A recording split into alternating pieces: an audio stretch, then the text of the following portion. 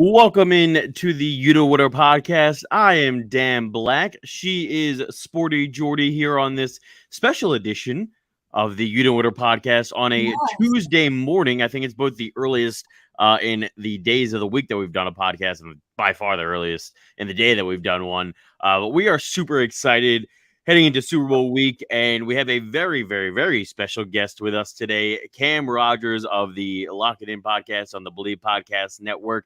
He is actually heading to Super Bowl Media Row or Radio Row after this, basically tonight. So, Cam, thank you so much for joining us. What's going on, guys? I appreciate you working with me, and I feel honored. The earliest time in the week you've done a show, and it's for me. Like, I'm not worth it, guys, but I appreciate it. Well, we're very happy to have you here. Very happy to have you. And Cam, you have a very interesting background. I mean, you sort of have shot up the sports media ranks, if you will, pretty quickly in such a young career. So for our audience that may not know you as well, and we sort of talked about this off air, give us a little background of Cam Rogers. Yeah, absolutely. Look, guys, I've always had a passion for talking in front of crowds, talking in front of a camera, going back to first grade. Remember in school when nobody wanted to read out loud in front of the class? I was that one person who loved to do it, and I would do it like an announcer voice or something like that. So ever since then, I've always channeled my resources, my passion to doing something in this field. And I've had some amazing opportunities along the way. Was commencement speaker back at college for the University of Maryland. Truly an incredible experience, probably the highlight of my life. And, you know, I've done some great media interviews on CNN, NBC Sports, and all this stuff. But I would say that I am so grateful to so many people who have helped me along the way. You don't do it alone in this industry. You know, it's interesting, guys. It's not like being a doctor or a lawyer where the path to get there is pretty clear cut. You got to go to school, pass these exams. To be an on-air personality, you sort of have to carve your own path, right? Network a little bit, and the chips sort of have to fall in your favor to a degree. There is a luck element. So I would say that certainly I am very lucky to get to where I am here now, and obviously being on air with you guys, it's a real treat. So ready to get after it. Yeah, we are very excited to have you on. Yes. And there's really only two topics of discussion for us today: Super Bowl week and the Phoenix Open. We know you are a huge golf guy. That's kind of where you got your start, correct? Yeah, I'm a washed up varsity golfer from high school, guys. My game peaked in 2013, so it's all been downhill. But in terms of content and all that stuff, yeah, that's my go-to. All right. Well, why don't we start there with a little bit of golf stuff, and then we'll work our way back to the Super Bowl. Does that sound good? Let's do it. All right. So, you know, looking at the betting odds for this weekend, I was taking a look yesterday. Jon Rahm is the heavy favorite. He's got 2 top 10 finishes already here in 2022. And he's almost I think he's at plus 650. The next is Justin Thomas at plus 1200. Are you surprised he's that heavy of a favorite heading into this weekend? No, I'm not, guys. Jon Rahm, the #1 player in the world, has been so red hot, tee to green. I mean, he just doesn't backpedal at all. And I hedge a lot of my handicapping in golf with volatility and how you can show up after a miscut and win on the PGA Tour, especially if you are an elite player. That hasn't happened for Jon Rahm. He's been so consistent week in and week out. But here's the deal, guys. Like, you can sing until the cows come home that Jon Rahm is going to win this week, but you can't bet him. Like 8-1 is just unbettable to me. A top 10 is no value. Top 20, obviously, it's very juiced up. So it's like, I just can't go there. I would rather be the contrarian and look elsewhere on the board. And look, this is a stacked field this week too. So when we're talking about 8-1 in a field where you have Patrick Cantlay, Hideki Matsuyama, 2-time winner here, Victor Hovland, elite ball striker, Spieth coming off a fantastic week. So I just can't go there with Jon Rahm. But that is all to say, yes, he is rightfully the favorite there at 8-1. That's fair. I mean, he's had an incredible start, and I mean, he deserves to have sort of the fruits of his labors be rewarded. But it just felt like it was such a large gap between even just 1 and 2 that I just wanted to see where you were at. So you know, segueing from that, who is your favorite bet of this tournament, or the best bet even? Yeah, so I'll go with my best bet here. Scottie Scheffler for a top 10. Shop that number around. I saw 321 plus 300 here. At the Farmers, he posted a top 20, but here's the key. He gained 5.7 strokes on approach. That's his best mark since the 2019 Greenbrier. Now, approach game, very much needed at TPC Scottsdale this week, guys. And in a way, I am team no putt. What does that mean? Well, I always focus on the ball striking because that is the stickiest stat in terms of golf. Your putting is very volatile. Week in and week out, you can find a hot putter. You can go ice cold. It really is hard to predict. Your ball striking, you can pack that and travel, kind of like in the NFL, pack your defense and travel. It's sort of the same thing in golf in terms of your iron game and your ball striking. And Scottie Scheffler is not known to have a good iron game, but if he played that well at the Farmers with his irons, I think that will continue here at the Waste Management Phoenix Open, actually the WM Phoenix Open now. There you go. And he's top 5 in par 5 efficiency. He doesn't shy away from the big stage. You know, I think he's got some outright value this week as well. Multiple top 10s at major championships, WGC events, in a stacked field like this. It makes a lot of sense for me to see Scottie Scheffler at the top of the board there. So for a top 10 this week, I like it. All right. Jordy, you gonna tail that? Yeah, I can 100% tail that. I'm Go. I said the last time we had a guest on, I tailed it, didn't win. I'm gonna trust you though, Cam. Yeah. My money is on you. My money is with you this weekend. Please don't come back at me though if I'm wrong. Please. That one I can't promise. One I can't promise. Now Daniel Berger opted out last week. Had a back injury, I believe. He was not at Pebble Beach.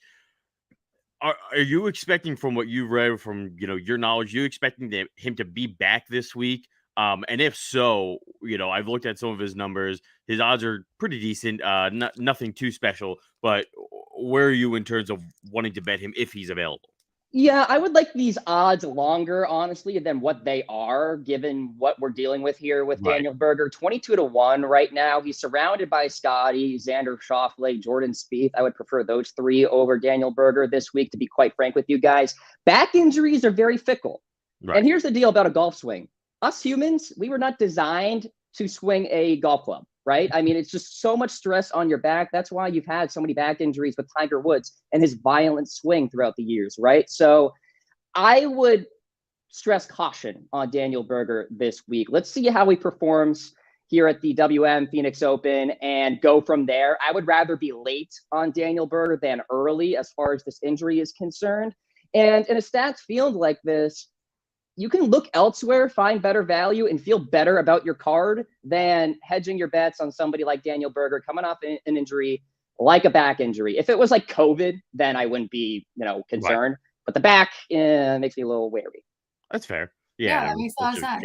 Yeah, I mean, we saw, the most historic golfer with a litany of injuries. We know Tiger Woods, so we know all about the back injuries, the major injuries. So yeah, I'm with you on that. And the final thing I want to touch on before we head into the NFL stuff, you talk about a stack field, and I looked at it, and yeah, it's loaded with the who's who of the golf world. Yes. But who's your dark horse that you're looking at and saying they could surprise a lot of people and be sitting there atop the field come Sunday? Yeah, so 4 of the last 6 outright winners here at the WM Phoenix Open were 28-1 or shorter, 2 50-1s in that time span. So I'm looking at a 40-1 play, of course, depending on where you look in the sports books out there. Corey Connors, elite ball striker, hits a million fairways, and he is the definition of team no putt. His putter is not very good, but if he finds it on these greens this week, which are extremely pure, he could certainly bring some outright value. When you have winners like Hideki Matsuyama twice, Brooks Koepka, Gary Woodland, these guys aren't world beaters with their flat sticks. That tells you that these greens are pretty easy to read, pretty pure, and anybody can find it with their putter in this given week. So I think Corey Connors is one of those guys. And yeah, he's coming off back-to-back missed cuts. But I would argue that the Farmers Insurance Open, Torrey Pines, not a great fit for his game. And then the American Express, that's more of a putting contest, quite frankly. So he's pretty much bounced out of contention as far as that is concerned. So Corey Connors at 40-1 for the Phoenix Open this week makes a lot of sense for me. Keep an eye on him. He sounds exactly like how I play. I am terrible at putting. It is by far my worst game, but I can absolutely drive the ball as far as humanly possible. So, but you know what? That's more fun to play, right? Exactly. I prefer a good ball. A lot more exciting.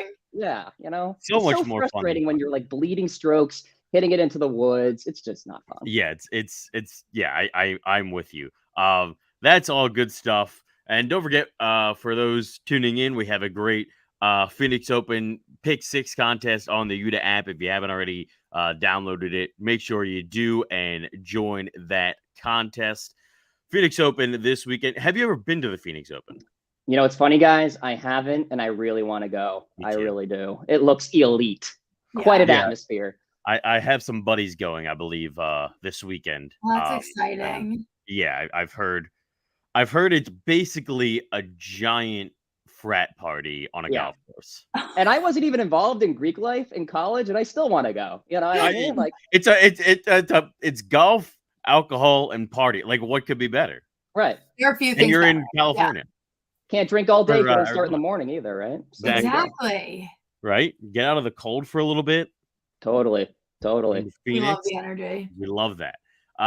Sticking on the West Coast, it is Super Bowl week out in LA. And don't forget, again, we also have a ton of great Super Bowl contests in the UDDA app. So make sure you join those as well. Before we get into all the Super Bowl stuff, there's something that I wanted to ask you about specifically. So we just got through the whole coaching carousel, all those positions there. The only one left is the Vikings, but that's a done deal. It's just, right.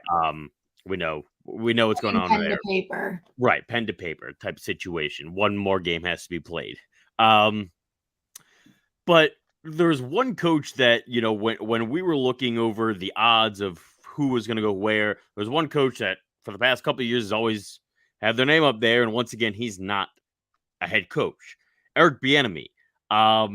What is up with that is basically my question, because he's so highly regarded as an offensive coordinator, as an offensive mind.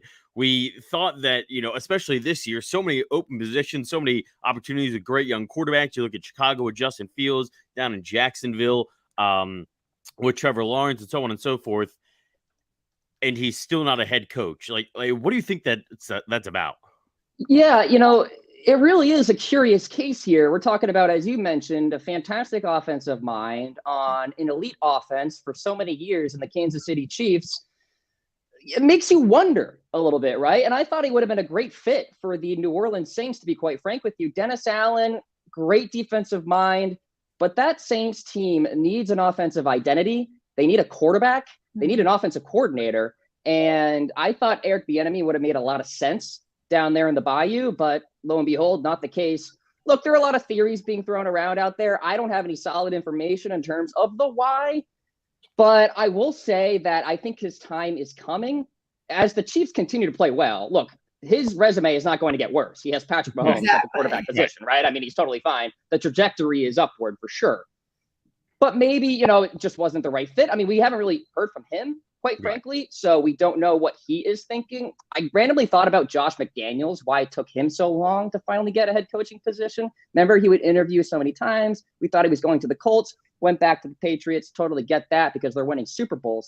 So I don't know if it's like one of those situations or there's something more to the puzzle here. And let me tell you guys that this is going to be a big topic of conversation out there in Radio Row as far as the lawsuit is concerned from Brian Flores against the NFL, Eric Bieniemy not getting hired. There's a lot of, shall we say, negative topics floating around out there in the radio that need to be discussed. Yeah.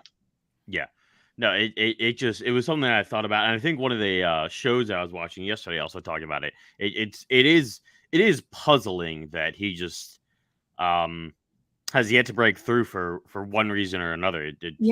Very shocking. And I agree, Cam, like you were saying, we haven't necessarily heard from him. So maybe it's not something as negative as the media can sometimes make it seem. Maybe he didn't feel like he was the right fit. Maybe he felt more comfortable in Kansas City. Like maybe he's waiting for that right opportunity.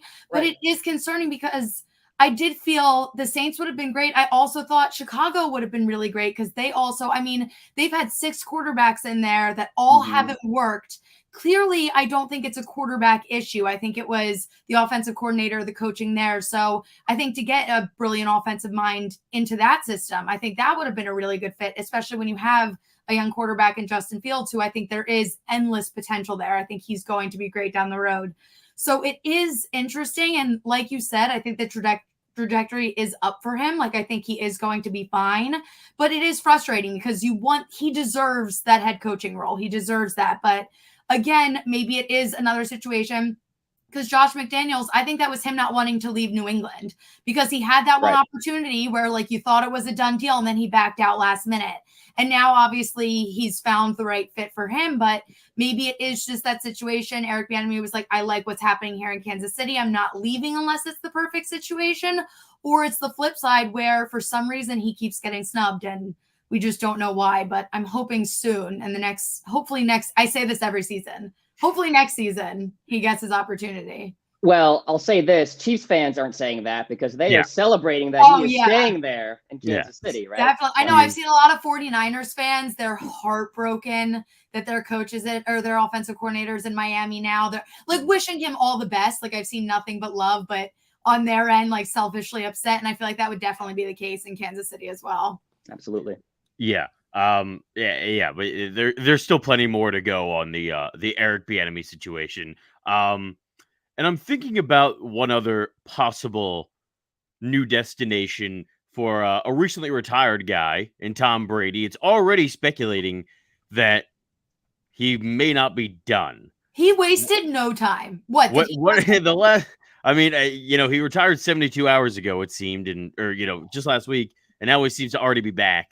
Do you think he's actually going to be playing next season, or is that just a fake?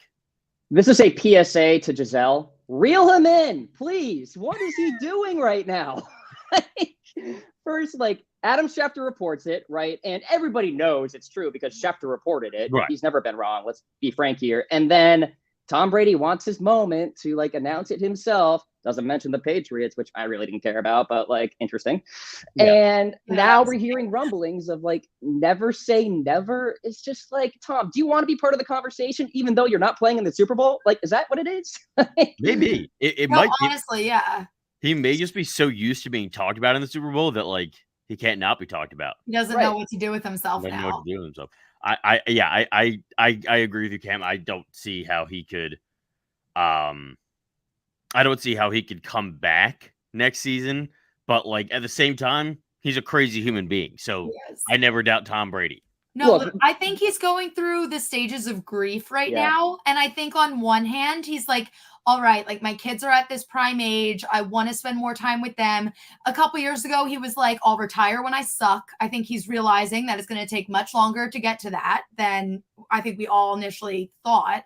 So I think in his mind, he's all right, I'm ready. I want to be there for Giselle. I want to be there for my kids. I'm ready to hang it up.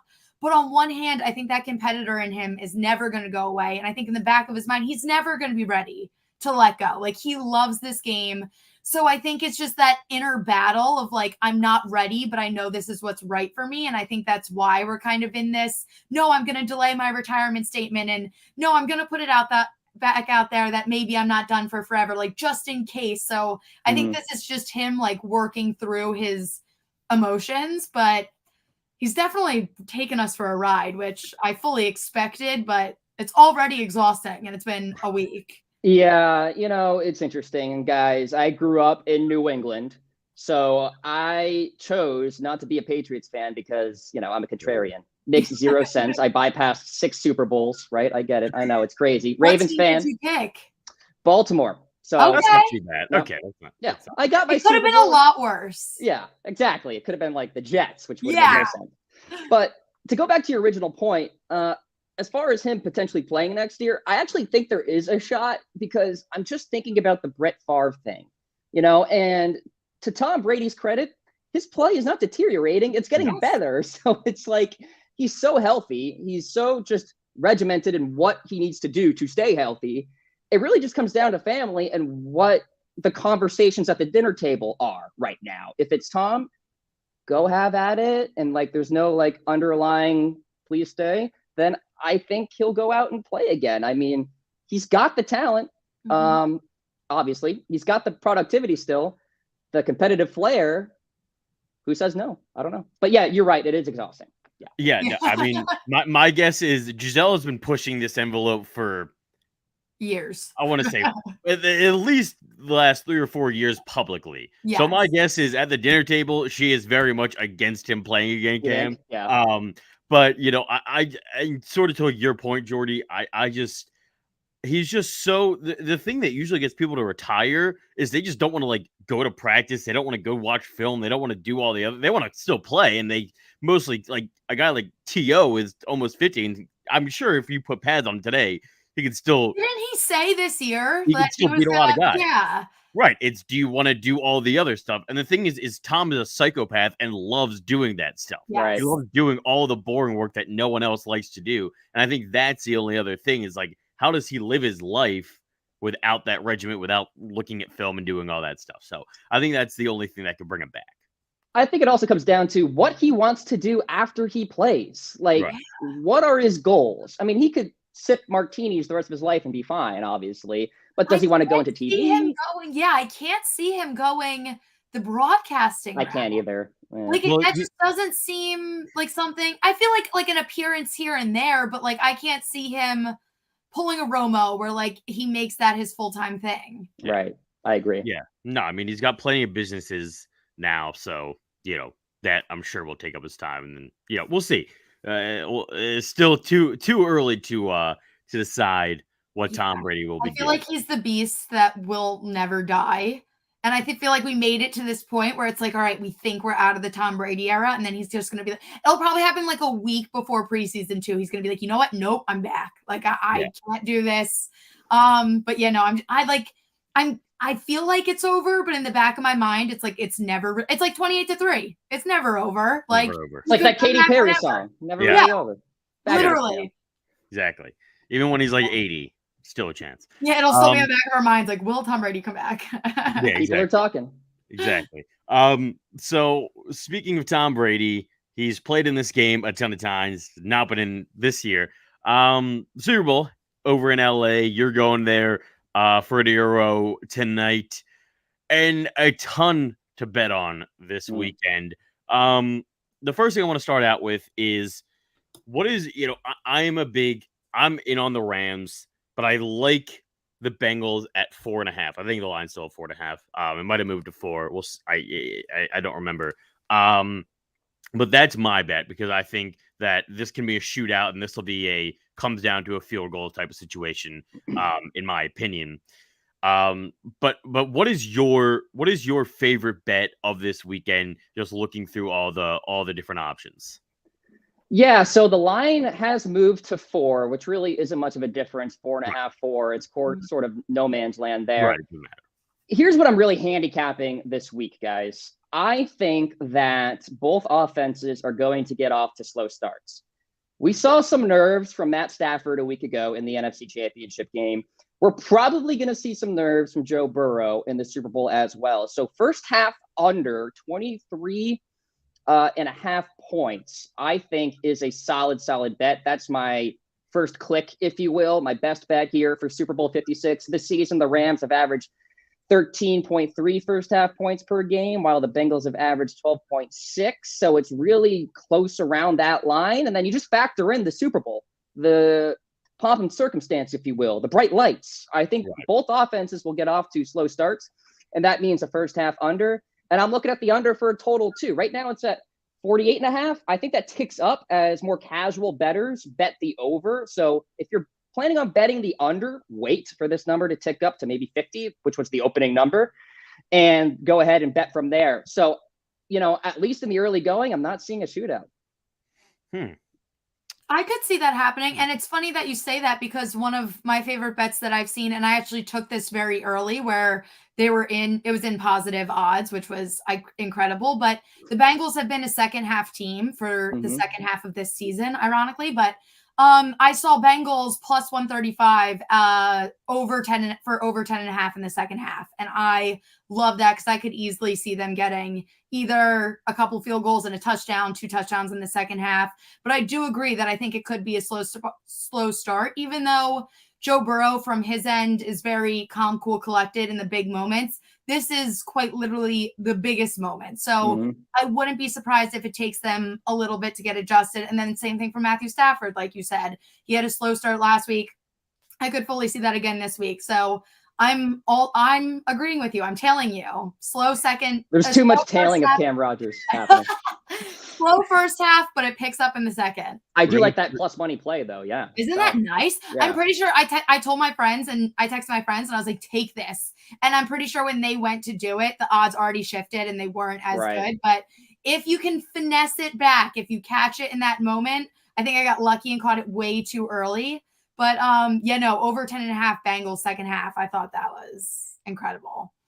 That's an interesting one. Yeah, I still love the one trend that I love, and we talked about this a little bit yesterday, Jordy, you and I, is Joe Burrow has been the cover king in the last month and a half, 7 straight against the spread. Will that continue, Cam? Call me the contrarian once again. No, I don't think it does. I'm actually on the Rams -4 here this week, guys. Listen, here's what I'm really looking at. The Cincinnati Bengals have had a less yards per play average than their opponents in these 3 playoff games. The reason why they are winning, obviously, the takeaways. I'm concerned about sustainability with that. The Rams notoriously are very good at holding on to the football, not turning the football over. Sean McVay is not scared of being conservative, running the football. The Bengals averaged 1.2 takeaways in the regular season. So you would assume that there is some regression to the mean happening. So you factor that in, and you also really zone in on how the Bengals can't stop the run. They've allowed 5.9 yards per carry in the playoffs. And Rams tailbacks have had carries of 30, 24, and 23 in the playoffs. Sean McVay knows that. He sees that number, and he's like, all right, Cam Akers. All right, Sony Michel. All right, offensive line. Let's win on the line of scrimmage. And that's what I'm handicapping this week, guys, because I think that Rams offensive line will run block effectively. And you have the defensive line for the LA Rams, Aaron Donald, Leonard Floyd. We know that front 7 will get after Joe Burrow, and that offensive line for the Cincinnati Bengals. Yes, I know all of the narratives out there that Joe Burrow, despite all of these sacks, is making these plays. But again, it comes down to sustainability. If you are taking hits, and I mean hits, week in and week out, look at the Giants in 2007. Look at the Giants in 2011. Look at the Eagles in 2017. Sorry, Patriots fans, but how did you get after Tom Brady? You hit him and pressure up the middle, interior pressure. So here comes Aaron Donald against a Swiss cheese offensive line for the Cincinnati Bengals. I mean, that's where the game is won. I'm a big boy football fan, guys. I love elite offensive line play. I love watching that. An offensive line that gels, runs the football, pass protects. And I think the Rams win on that line of scrimmage on both sides. So even though Joe Burrow has been fantastic ATS, I'm going against it. Rams -4. That's a very logical way of looking at it. I don't use logic. Yeah, unfortunately, I've invested too much of my soul into the Bengals. And I get it. Postseason. I just can't back down from. I called Bengals to the Super Bowl before playoffs started, and it was like, literally, I was like, you know what? Why not? Like, it's the Bengals. And now that they're here, I cannot. They made it. I was like, I can't. I don't know if they can win. I literally cannot pick a money line bet in this one. And I keep going. Everyone's texting me and asking me, what are you doing? I'm taking Bengals +4.5 just because I legitimately can't pick a winner. From everything you explained, you're 100% correct. And on paper, the Rams should easily win this game. But for some reason, the Bengals just seem to keep doing the impossible, literally from the last 2 weeks of this regular season. And they're on this and they keep games close. So I don't know if they can actually pull out a win, but I can easily see this game coming down to a field goal, which is basically how all of these games have ended anyway. So that's kind of the position that I'm stuck in right now. Listen, I've been hot and cold in the NFL playoffs so far. I have to show you guys. I'll send you the link, but I posted a spoiler alert video via the company account picking the Patriots to beat the Bills in the first round of the playoffs. And I said the Bills were the second most fraud team in the playoff field. And Bills Mafia came at me. I mean, the creativity of the roast of me, fabulous. Somebody called me a water boy from Arsenal. Somebody else called me a high school freshman. Like, I'll take that. I moisturize every day. So, you look very young. So anyway, incredible. I did a mean tweets video showing the screenshots of my favorite insults at me. And I'll have to send you guys. It's pretty good content. No, that's iconic. I mean, if it makes you feel better, I'm pretty sure, wasn't the spread for that one 4.5 as well? Yeah. It was tight.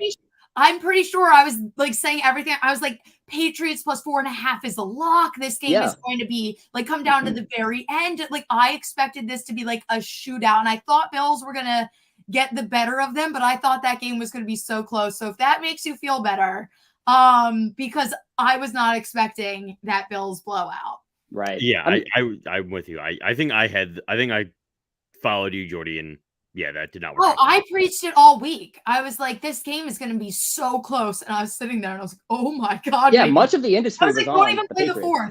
Like, do not even play the fourth quarter. We don't need it. No, that was bad. That was bad. Was number one the Bengals in your fraud power rankings? No, the Steelers. Oh okay, my God, they were so bad. That's fair. My God. Oh. That's fair. Yeah, no, it's understandable. I was about to say if it was the Bengals and the Bills, you would have been that would have been a hot take. That would have been a score that hot. That tweet would be gone. Yeah. Your account may be gone after that. Yeah, I was gonna say the account deactivated. Yeah, remove this account, that reply that you always get. Yeah. Yeah. But you're a defensive guy, and not surprising by growing up as a Ravens fan. You've seen some of the greatest defenses ever. We saw the defense make a huge play towards the end of the game last week for the Rams to put it away. And, we talk about who's going to be the game changer because that's often where the MVP goes for the Super Bowl. It started 20-1 odds for Aaron Donald, up to 12 now, 12-1. So where are you putting your money for the Super Bowl MVP odds? Well, let me just say it's all about approach, right? And, Jordy going with the Bengals there, you might as well parlay that with Joe Burrow. Or, you actually probably make more sense to go Bengals money line and Joe Burrow, because if the Bengals are winning, Joe Burrow is going to be the reason why. Right. But you could also be correct with the +4 and the Joe Burrow MVP. As far as myself is concerned, I don't think Matt Stafford is going to be the reason why the Rams win. I think it's going to be either Cooper Kupp or Aaron Donald. It's either going to be Cooper Kupp with 1 million targets, a ton of volume, making a ton of plays, plus 550 the last I saw, or Aaron Donald just wreaking havoc on Joe Burrow, because everybody is talking about Joe Burrow. And if the Bengals lose, there's a good reason that it's Aaron Donald getting after Joe Burrow, fumbles, maybe even tips a pass and creates an interception. Solid value, 11-1 right now, last I checked, depending on, of course, where you shop that number. But I like those two guys. I don't think Stafford's going to be the reason why, guys. I just don't. No, I agree with you. I honestly feel like if the Bengals win 100% Joe Burrow, I feel like that's a lock. Yeah. But I'm on board with you. I really think it's going to be Donald, but I could easily see it being Cooper Kupp as well if he has that explosive of a game. But Matthew Stafford as well. And I don't want to take anything away from him because he had a good season. He did everything he had to do, but he is on this stacked team and his teammates are stepping up to do the extra work to get them the wins that they need to be in this position. Where for the Bengals and Cincinnati, on the other hand, it is Joe Burrow making this team that's a good team. But coming into this season, I still saw this team very much still being in their rebuild. So the fact that Joe Burrow is putting all these pieces together, I think that's very impressive. So I agree. Joe Burrow for the Bengals, but on the other hand, I think I'm going to go with Donald, but I don't know. It's worth a sprinkle, It is, absolutely. So, but my question is you're saying it's either Aaron Donald or Cooper Kupp, but if Kupp has a big day, I would probably give it to Cooper Kupp just the same way I would give the MVP to Cooper Kupp or Jonathan Taylor. If Cooper Kupp has a good day, right? If Cooper Kupp has a big day, that means Matt Stafford probably had a big day, and he probably sprinkled it around to other people too. So just by the nature of these awards generally, it feels like it's almost a guarantee that if a star receiver has a big day, the quarterback has an even bigger day. Therefore, they probably get that MVP. You're right. I just want Cooper Kupp to get the recognition. I'm for that. I'm all for it. I'm just trying for the first time in my life to use logic here. You know. So I thought you're not a logic guy. By the way. I'm not. I'm trying it out for once. So here's my thing. If Cooper Kupp was Randy Moss, then yes, because Randy Moss created the style points for those quarterbacks. Cooper Kupp isn't the style points guy. He's a run after the catch guy. So he's going to be catching these slants, these short passes, and then he makes the plays from there. So, I mean, one would say that Cooper Kupp creates his own success in that regard, whereas, somebody like Randy Moss can make a quarterback look even better because he is just, way down the field, right? And he's catching these crazy passes. So it's a different kind of wide receiver, and that's why I'm sort of on this Cooper Kupp train, I guess, if that makes sense. Listen, you don't have to twist my arm on Cooper Kupp. All right, yeah, I'm all in. Listen, no, me and Dan decided Cooper Kupp for MVP a long time ago. Actually, mine was Jonathan. We were just anti-quarterback more so than anything. Yeah. What'd you get for a number for Kupp at the time? Would you have it? Because I got Jonathan Taylor. I don't even remember what I had it for. I'm curious what it was. I know he was. I think he was like 6th or 7th on the odds list, but I can't remember the exact number. Yeah, I think Jonathan Taylor was around there somewhere in that. Yeah, I think he was 4th. 8 to 10 or I may have gotten him earlier. I don't remember. But yeah, we are all in on the anti QB MVP.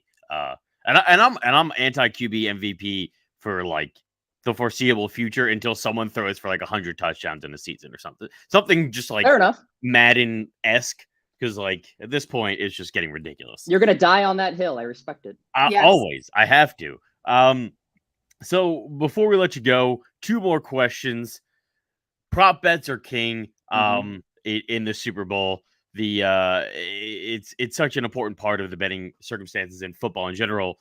What is like the 1 or 2 prop bets that you're looking at that you're saying this is a lock? I'm going to assume that Cooper Kupp is probably a part of one of them. So actually, he is. I do have one down here. He's not my best. He's not my best prop. I have a ton listed here. So let me first start with Matthew Stafford. Under 283.5 passing yards. We talked about how the Bengals give up a ton of yardage on the ground. They gave up 139 to the Chiefs in the AFC title game.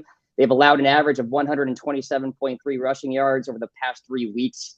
So I think the Rams' game plan is very simple, guys. Use that offensive line, get after that defensive line, and Cam Akers, Sony Michel, let's go, run the football, play action off of that. But still, I mean, I think Stafford is sort of going to be this game manager, and not like truly a game manager, but he's not going to be throwing the football all over the lot. I don't think he will be the reason, like we talked about, that the Rams win this football game. So I like that under there. And I will say the Cooper Kupp prop as well. Over 28.5 yards for longest reception. All right. So he's had a reception of over 29 yards in 15 of his past 20 games so far this season. And he creates, right? I mean, he's a creator on the football field. I think he can get over that number pretty easily. Minus 115 on that number there. So I like that play a lot. And then just for fun, the novelty props. I can't give you some sound analysis on this, but the color of the liquid poured on the winning coach, I'm going with blue. Serious value at plus 500. Like, guys, think about this. If you think about Gatorade and your favorite flavor, it's probably blue, right? Yeah. And blue is like way down the board. 100%. 100%. Anyone who says purple, I don't trust them. That had the longest odds too, funny enough. Yeah. It tastes like cough medicine. Yeah, that's not good. It literally tastes like NyQuil. I like that. I never bet. I need to start betting on the Gatorade bath color. I never do. It's fun. Do. Are you gonna bet heads or tails? I think I'm going heads. But yeah. And how long for the national anthem? I actually don't know about this one. What is the average? Do you guys know? I feel like it's like a minute, like 40 or something like that. Okay. Like feels, I don't know it off the top of my head, but like that feels like it's probably correct ish. I'm wondering, I don't know who's singing it? Do we know that? That's a quick Google search. I know this halftime show is going to be that's gonna be electric. The most insane thing ever. Yeah. Like, I'm a nostalgic guy. I only listen to songs like pre-2011. My favorite playlist is the I Peaked in Middle School Apple playlist that I have. Just all the hits of 2005. Like, so this is going to be fantastic for me to watch. I think they are saying that that it's at like last year's was like over 2 minutes and 15 seconds. Okay. So I think it's like between like 1:50 and like 2:15 is generally where it's at. It's country singer Mickey Guyton. Okay. That's who's singing the national anthem. Country singer. I feel like the over, because they're usually very Yes. Yeah, add some extra vocals. Yeah. I'm gonna take the over. Yeah, let's go over, guys. Let's go over. I'm with that. I'm with that. Life's too short to bet the under here. Exactly. It's true. I'm with that. All right. And you got the Rams winning, right, Cam? I do. Yes. All right. I think I'm on that too. Jordy, you're not on that. No, I'm just riding Bengals 4.5. That's fair. That's fair. All right. Well, we'll see. We'll see come Sunday. It's gonna be a great game either way. It's gonna be a great weekend of football, great weekend of golf. Mm-hmm. We can't wait for it all. We're going to tail Cam, and if he's wrong, we're gonna call him out on Twitter. Just like Bill's Mafia. And then he can make a hate tweet video for us. Just about us. But Cam, thank you so much for joining us today. We truly appreciate it. Enjoy Radio Row. Have a safe flight tonight. Enjoy the Super Bowl. And we hope to have you on again. Thank you, guys. I really appreciate the time. Excited for my airport drink. What am I going to get? Stay tuned. You got to find out. You got to let us know what you get. Good airport beer is always a fun time. Once again, make sure if you haven't already to follow us on all our socials at UDA_winner. Download the app. And we will talk to you next time. Enjoy the Super Bowl. Bye.